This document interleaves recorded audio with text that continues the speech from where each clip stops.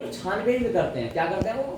छानबीन करते हैं, स्क्रूटनी करते हैं, वो जांच पड़ताल करेंगे, वेरीफाई करेंगे।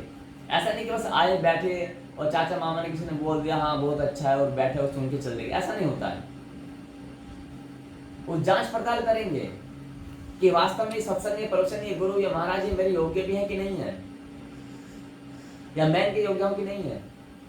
इतनी छानबीन करने के बाद ही वो उसमें यात्रा करते हैं, ट्रेन में, जैसे हम बोलते हैं ना।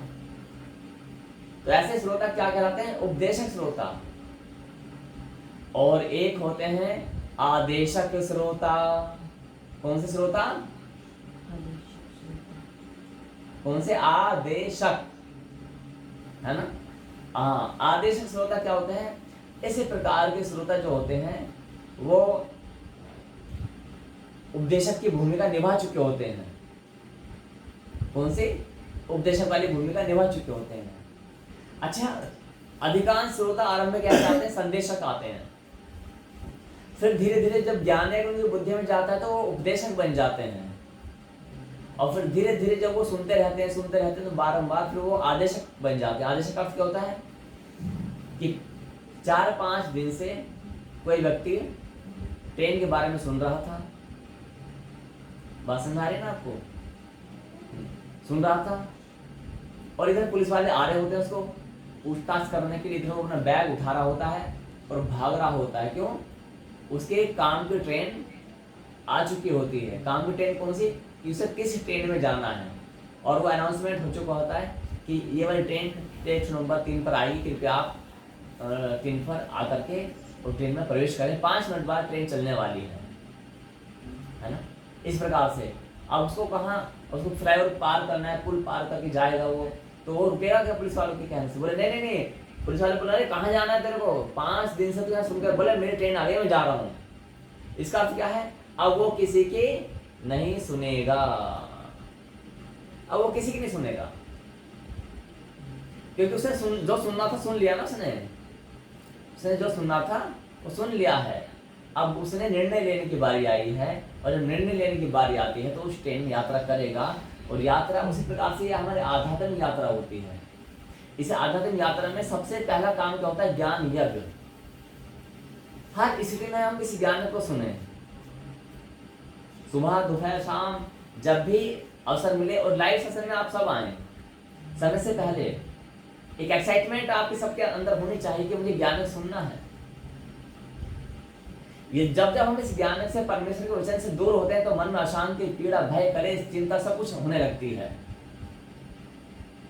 मन में एक ऐसा उबाल तूफान मचने लगता है कि हमें शांति नहीं मिल पाती है। सब कुछ हमारे पास होता है लेकिन फिर भी अशांति रहती है। क्यों? क्योंकि हम परमेश्वर के वचन से दूर हो चुके हैं, हम परमेश्वर से दूर हो चुके हैं। कुछ लोग मुझे बोलते हैं कि आप परमेश्वर बोलते हो, भगवान क्यों नहीं बोलते? परमेश्वर बोलने में समस्या क्या? बोले परमेश्वर तो ये ईसाई लोग बोलते हैं। हमने कहा परमेश्वर शब्द की उत्पत्ति संस्कृत में हुई है या हिब्रू में हुई है या इंग्लिश भाषा में हुई है? परमेश्वर का शुद्ध संस्कृत शब्द है। अब यदि कोई व्यक्ति, बाहरी व्यक्ति हमारे शब्दों को लेकर के बोलने लगे तो क्या हम अपने शब्दों को छोड़ देंगे क्या? ये तो उचित नहीं है ना, है ना। हम बोलते हैं परम पिता परमेश्वर, तो कुछ लोग बोलते हैं ये शब्द ईसाई बोलते हैं। अरे भाई वो क्या बोलते हैं, वो उनकी अपनी मैथोलॉजी है, उनका अपना फिलोसॉफी है, उससे हमें क्या लेना। हमारे शास्त्र में शब्द ये है कि नहीं है? हम भगवान भी बोल सकते हैं, हम ईश्वर भी बोल सकते हैं, हम महेश्वर भी बोल सकते हैं, हम प्रभु भी बोल सकते हैं, हम परमेश्वर क्यों नहीं बोल सकते, है ना। तो इसलिए हमें क्या करना है? वास्तव में इस ज्ञान से जुड़े भी रहना है, जोड़ना भी है। ध्यान देना, अनेकों बार समस्या, हम ये कहते हैं कि हम सबका भला करना चाहते हैं, सर्वभूत हितेरता, लेकिन क्या हम अपने प्रियजनों को, अच्छा प्रियजन कौन होते हैं? जिनको आप कहो वो मान जाए। वास्तव में प्रियजन वो होते हैं, प्रियजन का अर्थ वन साइड नहीं होता है ना। ऐसा नहीं कि आप किसी को अपने प्रियजन मान बैठे और वो आपको पत्थर फेंक रहा, ऐसा नहीं हो सकता। प्रियजन का अर्थ होता है कि जो वास्तव में हमें प्रेम करें, और जब हमें प्रेम करेंगे तो हमारी विनतियों को सुनेंगे, मानेंगे एटलीस्ट वो। और जब हमारी विनती को, हमारे अन्य विनय को माने ही ना, तो प्रियजन कैसा हो सकता है ना। तो अपने प्रियजनों को भी आप इन कक्षाओं पे लिंक दीजिएगा। इन कक्षाओं का लिंक दीजिएगा, उनसे अनुनय विनय कीजिएगा कि हाथ जोड़कर अनुनय विनय कि प्रभु आप सुनकर तो देखें, है ना। दवाई भी एकदम से असर नहीं करती है इंस्टेंटली, लेकिन ये ज्ञान है कि ऐसा है, ये यदि आपने 2-3 दिन सुन लिया तो ये असर करना चालू कर देता है, क्योंकि इसमें परमेश्वर के वचनों को बताया जाता है। हाँ, कहानी किस्से को हम काल्पनिक कर देते हैं ताकि उसमें आप इजीली उसे समझ सकें। तो स्रोतों कितने प्रकार के होते हैं, बुद्धि कितने प्रकार की होती है, इस विषय पर मैंने प्रकाश डाला। अच्छा, इससे संबंधित कोई क्वेश्चन आंसर है आपकी, कोई प्रश्न है?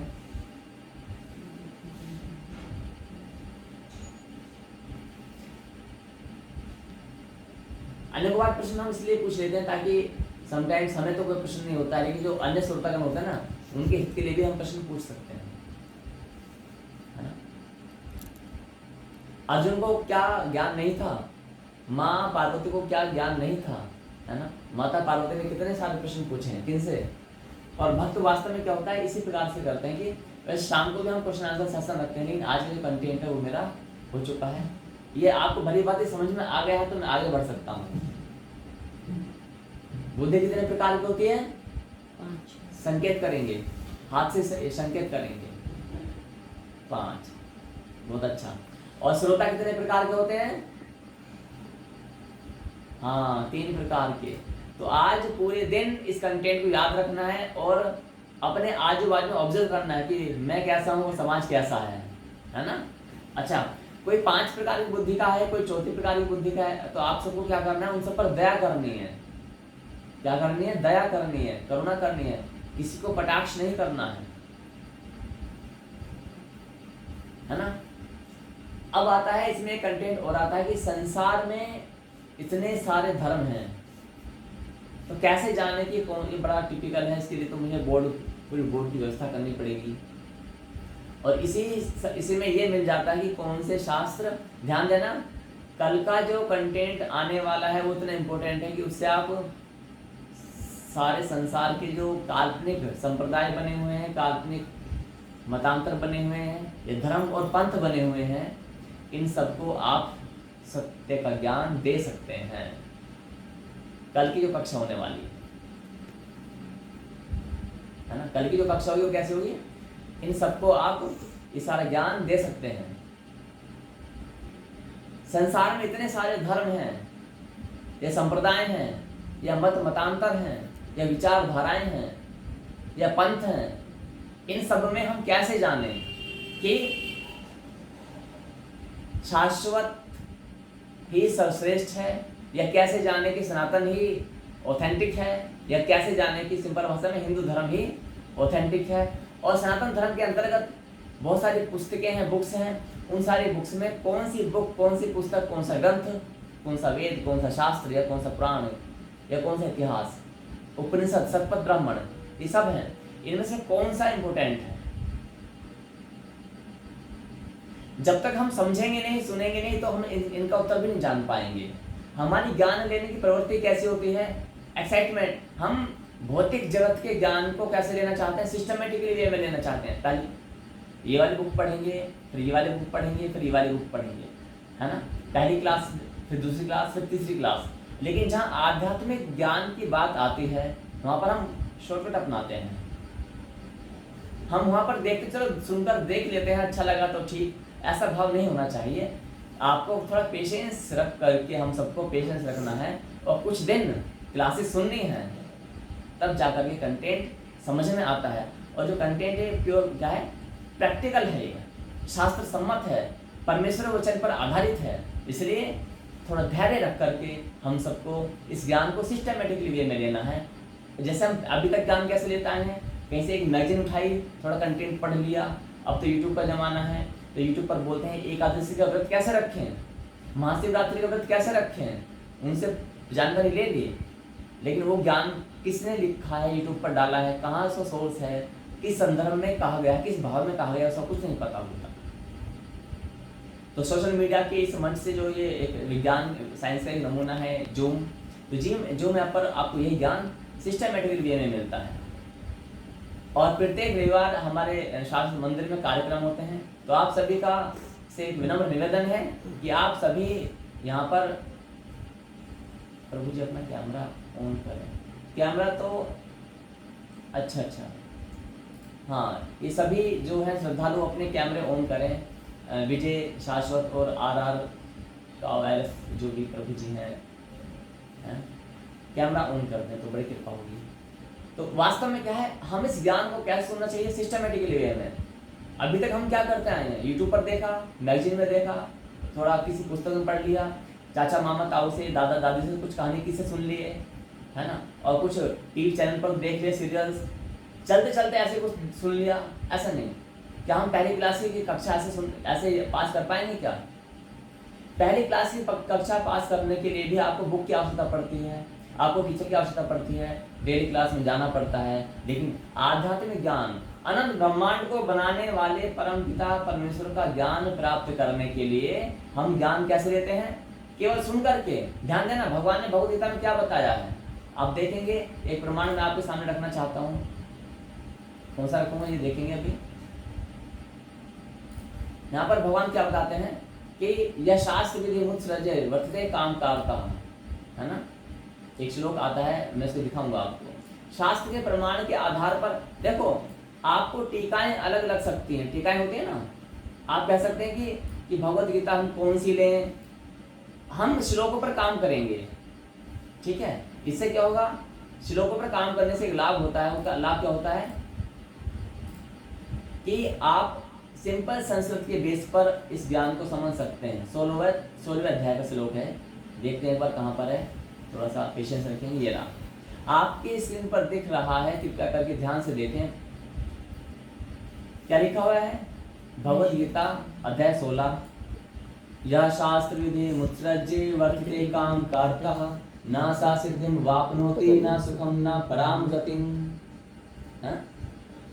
अनंत ब्रह्मांडों को बनाने वाले परमपिता परमेश्वर भगवान श्री कृष्ण क्या बोल रहे हैं यहाँ पर? क्या बोल रहे हैं देखें। जो पुरुष, अच्छा गीता प्रेस ने आप थोड़ी यहाँ पर मिस्टेक कर दी है, इसलिए हम इनके संस्कृत पर जाते हैं। जब भी आप कोई शास्त्र पढ़ें तो आपको बेसिक ज्ञान होना चाहिए संस्कृत का, और आप उसका अनुवाद भी स्वयं कर सकते हैं। इस संसार में जितनी भी गीता अवेलेबल है उसमें कोई ना कोई त्रुटि है, क्योंकि जो छापने वाले हैं उन्होंने अपना मत अपनी बुद्धि से लगाई है। ध्यान देना, जो भी संसार में भगवद गीता अवेलेबल हैं, ये शास्त्र अवेलेबल हैं, उनके ट्रांसलेशन में, उनकी व्याख्या में उन भक्तों ने, उन साधु संतों ने, उन आचार्यों ने अपनी बुद्धि लगाई है। और उसी बुद्धि का परिणाम क्या हुआ है कि हमारा सनातन जो है ये एक नहीं हो पा रहा है, और मनुष्य सत्य से विमुख हो चुका है। किससे विमुख हो चुका है? सत्य से विमुख हो चुका है। मेरे कैमरे में थोड़ी प्रॉब्लम है, मैं क्षमा चाहता हूँ, समटाइम्स ये लैग कर जाता है। तो यहाँ पर देखेंगे क्या क्या है भगवान। जो यह का अर्थ क्या था, जो शास्त्र विधि, जो शास्त्र विधि को उत्सृज्य मीन्स त्याग कर, काम करता मतलब काम करता है, वर्तते में तो उसमें बर्ताव करता है, आचरण करता है। सा मीन्स वह, ना मन ना सिद्धि को प्राप्त नहीं होता, ना परम गति को प्राप्त होता, ना सुख को ही। इसके ट्रांसलेशन के लिए यदि आप थोड़ा सा बेसिक नॉलेज रखते हैं, है ना, तो आप इजीली समझ जाएंगे कि इसका अर्थ क्या हुआ है। थोड़ा संस्कृत का थोड़ा बेसिक ज्ञान होना चाहिए, ठीक है। जैसे कि फॉर एग्जांपल आप रोड पर जा रहे हैं, वहाँ लिखा कि कृपया सावधानी से चलें, यहाँ पर दुर्घटना संभावित क्षेत्र है। अब आपको जब तक कोई वहाँ पर आएगा नहीं, समझाएगा नहीं कि भाई इसका मतलब ये है, तो आप गाड़ी धीमे नहीं करोगे। ऐसा होता है क्या? नहीं। आप शिक्षित हैं, आपको बेसिक नॉलेज है, आप वहाँ पर ड्राइविंग स्लो कर दोगे। आई एम राइट और रॉन्ग? ये विजय शाश्वत जी से निवेदन है कि कैमरा चालू करें, हेमा सादी से कैमरा चालू करें, आर काओ से भी प्रयास करें कि कैमरा चालू करें। यहाँ पर क्या आता है कि नेक्स्ट श्लोक पढ़ेंगे हम। आप में से कोई एक पढ़ेगा श्लोक? कौन पढ़ेगा? मैं पढ़ूंगी। नहीं, आप नहीं, ठीक है, आवाज इको करेगी। हरिओम साधु पढ़ेंगे हम। हरिओम साधु अपना माइक ऑन कर देंगे, अनम्यूट कर देंगे। हाँ, हरिओम साधु अनम्यूट कर दीजिए, अनम्यूट।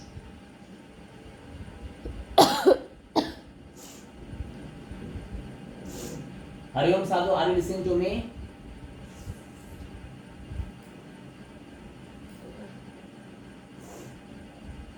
हरिओम साधु, हिंदी पढ़ रहा हूँ। हाँ बोले, क्या बोले आप? इसे पढ़िएगा, ये क्या है?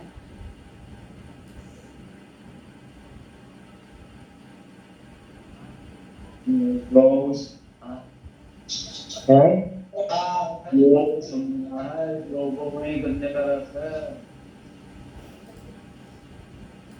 अच्छा, आप टीम में है ऐसा लगता है।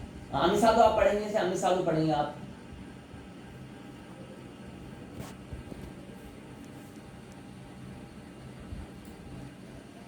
इसमें साथ तुम्हारे कार्य कर रहे तो क्या तत्वान शास्त्र विधानों तक कर्म कर्तृ जी, इसका अर्थ मैं पढ़ देता हूँ, ठीक है, बहुत धन्यवाद। म्यूट लगा देंगे, म्यूट म्यूट कर लेंगे अपना माइक। इससे तेरे लिए इस कर, ये सभी म्यूट कर लेंगे। हरिओम साधु म्यूट कर लेंगे। हाँ हाँ, धन्यवाद। इससे तेरे लिए इस कर्तव्य और अकर्तव्य की व्यवस्था में शास्त्र ही प्रमाण है, न साधु प्रमाण है, न गुरु प्रमाण है, न परंपरा प्रमाण है, न संप्रदाय प्रमाण है, न कोई पंथ प्रमाण है, न कोई आचार्य प्रमाण है, कुछ भी प्रमाण नहीं है।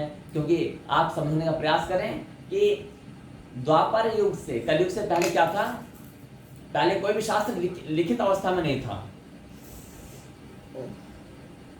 लेकिन भगवान को पता था कि कलयुग में व्यक्ति की बुद्धि छोटी होगी, उसकी मेमोरी पावर कम होगी, और they can not store more than more data, है ना। तो हम लोग स्टोर नहीं कर पाते, हम भूल जाते हैं ना। हमारी बुद्धि में हार्ड डिस्क नहीं है, रैम सिस्टम होता है। कंप्यूटर में क्या होता है? कंप्यूटर में आपने देखा ना, रिसेंट फाइल वो ओपन करके दिखा देता है ना। उसमें हार्ड डिस्क होती है। हार्ड डिस्क में क्या होता है कि 10 साल पुराना डाटा भी स्टोर हो जाता है, लेकिन अगर हार्ड डिस्क ना हो तो रैम है, तो रैम 4-5 दिन की बातों की याद कर पाता है। रैम की जो मेमोरी होती है ना, जिसे हम फाइल सेव करते हैं कंप्यूटर में, उस प्रकार से। उसी तरह से मनुष्य के माइंड में क्या है? हार्ड डिस्क नहीं है, रैम सिस्टम है। हम अभी की बातों को याद कर पाते हैं। 10 साल पहले आपने जनवरी के महीने में 5 जनवरी को क्या खाया, आप नहीं बता पाओगे। बता पाओगे क्या? आपको ये भी याद नहीं होगा कि जब आप चाइल्डहुड में, बचपन में थे, तब आपके जन्मदिन में आपने कौन सी ड्रेस पहनी थी, किस रंग की पहनी थी, पता है क्या? जब आप 10 साल के थे, जन्मदिन सेलिब्रेट किया गया होगा, तो आपने कौन सी ड्रेस पहनी थी? Anybody who can remember right now? नहीं याद है किसी को? नहीं याद। इतना मतलब इम्पोर्टेंट डे वो भी याद नहीं है हमें। क्यों नहीं है? क्योंकि हमारी बुद्धि में हार्ड डिस्क सिस्टम नहीं है, रैम सिस्टम है। हम हाल ही की बातों को याद कर पाते हैं, पुरानी बातों को हम भूल जाते हैं। जिस बात को आप रिवाइज करोगे again and again, you can remember, otherwise you will be forget, है ना, आप भूल जाओगे। तो यहाँ पर भगवान ने देखा कि कलयुग आने वाला है, मेमोरी पावर कम हो जाएगी, तो हम क्या करें? भगवान का एक अंश अवतार हुआ कौन? वेद व्यास। अथ वियो जगत सृष्टा बहु शब्द नानुनादन सरस्वती उच्चार तत्र सारस्वत तो अभूत अपांगतम नाम से तो वाक्य संभव। ये पूरा प्रमाण है, आपको दे जाएंगे। आने वाले टाइम में कंटेंट आएगा कि शास्त्र प्रमाण हम कैसे माने। ये भी तो किसी मनुष्य ने लिख दिए होंगे ना। शास्त्र को प्रमाण कैसे माना जाए, इसको भी तो हमने और तुमने लिखा हुआ, ये क्लेम किया जाता है। उस अवस्था में हम और आप क्या करेंगे? वो कक्षा आएगी, क्लास आएगी, कंटेंट आएगा, थोड़ा पेशेंस रखना है। यहाँ पर क्या बता रहे हैं? इससे तेरे लिए कर्तव्य और अकर्तव्य की व्यवस्था में शास्त्र ही प्रमाण है प्रभु। ये हम नहीं कह रहे हैं, अनंत ब्रह्मांड को बनाने वाले परमपिता परमेश्वर भगवान श्री कृष्ण के वचन हैं। प्रमाण के तौर पर क्या बताया जा रहा है? शास्त्रीय प्रमाण है। यदा कदा कहीं कहीं किसी व्यक्ति को अधिकार दिया गया है, भीष्म पितामह को अधिकार दिया गया है कि हे भीष्म पितामह, जब तक सूर्य चंद्रमा रहेंगे तब तक आपकी वाणी संसार में प्रमाण बन के रहेगी। तो जिनको भगवान ने परमिशन दी है, जो अधिकृत हैं, जो ऑथोराइज्ड हैं, उनकी बात अलग है ना। लेकिन जो अनऑथोराइज्ड हैं, फिर उन्हें कैसे प्रमाण माना जाए? मान लेते हैं कल को मैं यहाँ पर कुछ बोल दूं और जो मेरे शिष्य हैं, मेरे फॉलोवर्स हैं, मेरे अनुयायी हैं, कुछ बना दें मेरे बारे में, तो क्या वो बात ऊपर चल पाएगी? आप स्वयं विचार कीजिएगा। कोई आचार्य, कोई भक्त, ये कैसे चल पाएगा? भगवान किसी की क्या सुन लेंगे? भक्त भी तो वही है ना जो भगवान की बात को बताए। हाँ? आचार्य कौन है? जो अपने आचरण से सिखाए। आचार्य को, भक्त को कोई अधिकार नहीं है कि वो कुछ भी बात जोड़ दें अपनी ओर से, कुछ भी बात लागू कर दें। कोई अधिकार कहीं दिया ही नहीं गया है। दिया है तो मुझे बताएं। भक्त तो वही होता है जो भगवान की बात को अक्षरशः पालन करता है, अर्थात जो जैसा लिखा गया है वैसे ही मान ले, उसको हम क्या क्या क्या क्या क्या कह सकते हैं? भक्त कह सकते हैं।